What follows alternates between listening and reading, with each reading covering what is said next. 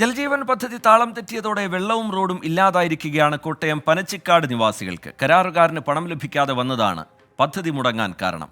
ഇതോടെ പദ്ധതിക്കായി കൊണ്ടുവന്ന കോടികൾ വിലയുള്ള യന്ത്രങ്ങളും തുരുമ്പെടുത്ത് നശിക്കുകയാണ്.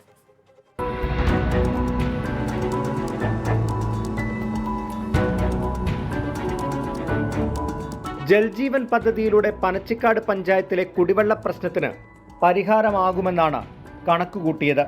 2025 മാർച്ചോടെ പദ്ധതി പൂർത്തിയാകുമെന്നും പ്രതീക്ഷിച്ചു. എന്നാൽ ഒന്നും തന്നെ നടന്നില്ല.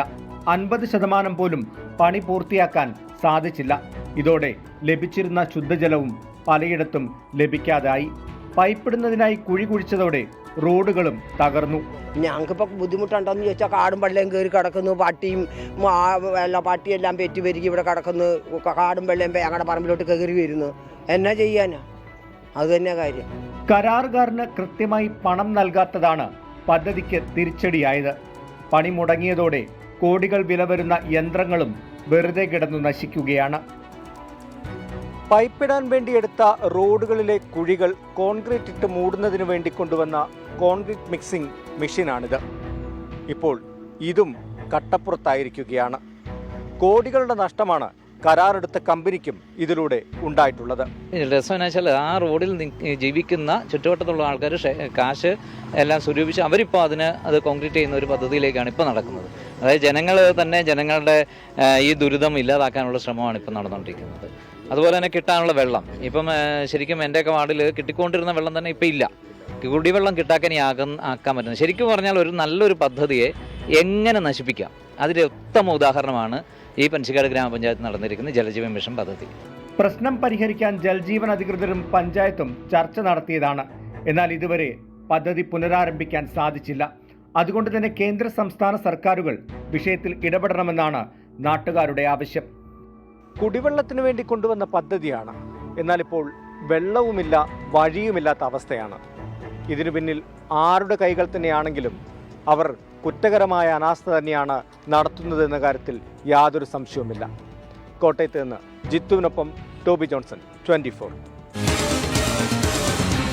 പൊതുജനം കഴുതയല്ല സാർ. അനങ്ങാതെ കിടക്കുന്ന ഒരു പദ്ധതി, അതുണ്ടാക്കുന്ന പ്രതിസന്ധി, സാമ്പത്തിക നഷ്ടം, അതിനെക്കുറിച്ചൊക്കെ പ്രേക്ഷകരോട് സംസാരിക്കുകയായിരുന്നു ടോബി ജോൺസൺ.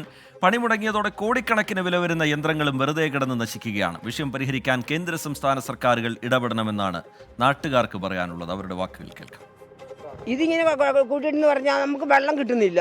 പിന്നെ ഇത് വല്ല കൃഷിക്കാരെങ്കിലും കൃഷി ചെയ്തിട്ട് പറമ്പെങ്കിലും ചുറ്റുപാടും തെളിഞ്ഞ് കിടന്നേനെ. ഇതിപ്പോൾ അതുമില്ല.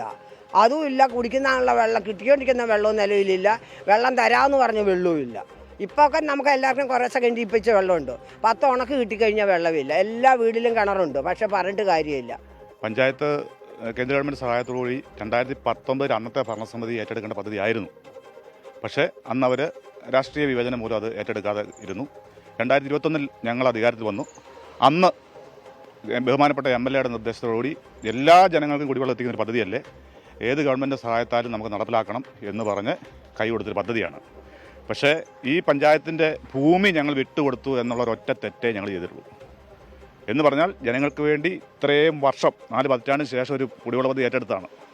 പക്ഷേ ഇതുപോലെ ഒരു ഫ്ലോപ്പായ പദ്ധതി, അതായത് ഗവൺമെൻറ് തലത്തിൽ ചെയ്തു കൊടുക്കേണ്ട സഹായം, അവരുടെ സൂപ്പർവിഷൻ, ജല അതോറിറ്റി സത്യത്തിൽ പഞ്ചായത്ത് ഭരണസമിതികളെ ജല അതോറിറ്റി കുഴിച്ച കുഴിയിൽ ചാടിക്കുക ചെയ്യുന്നത്. ഈ കാര്യത്തിൽ അതാണ് ഞങ്ങൾക്ക് പറയാനുള്ളത്. വാട്ടർ അതോറിറ്റി എടുത്ത കുഴി ഇവരോട് പറഞ്ഞിരിക്കുന്ന നമ്മുടെ പഞ്ചായത്തുമായിട്ട് ഇവരുടെ കരാറെന്ന് വെച്ചാൽ റോഡ് കുഴിച്ച് പൈപ്പ് ഇട്ടിട്ട് വെള്ളം എല്ലാവർക്കും കിട്ടിയെന്ന് ഉറപ്പ് വരുത്തി കഴിഞ്ഞ് ഈ കുഴി മൂടി റോഡ് പഴയ രീതിയിലാക്കി തരണമെന്നുള്ളതാണ്. അത് ചെയ്യാതെ ഇട്ടിട്ട് പോയത് കൊണ്ടുണ്ടായ ബുദ്ധിമുട്ട്, അതായത് ഒരു വളവും ഇറക്കവും വരുന്നിടത്ത് ഞാൻ വഴിയിലോട്ട് ഇറങ്ങിയപ്പോഴാണ് റോഡ് മുഴുവനും മണ്ണ് നിരന്ന് കിടക്കുന്നു, കുഴിയാണ്. അതുകൊണ്ട് എനിക്ക് വണ്ടി എൻ്റെ കൺട്രോളിൽ കിട്ടിയില്ല. വണ്ടി മറിഞ്ഞ് നടുവിന് പ്രശ്നമായിട്ട് അന്ന് മുതൽ ഇപ്പോഴും ബെൽറ്റയിലാണ്. സ്കൂട്ടർ ഓടിക്കരുതെന്ന് പറഞ്ഞിരിക്കുന്നതാണ്. നമ്മുടെ ആവശ്യമില്ലാതെ പറ്റാത്തത് കൊണ്ട് ഞാൻ സ്കൂട്ടറിൽ പോയിക്കൊണ്ടിരിക്കുന്നു.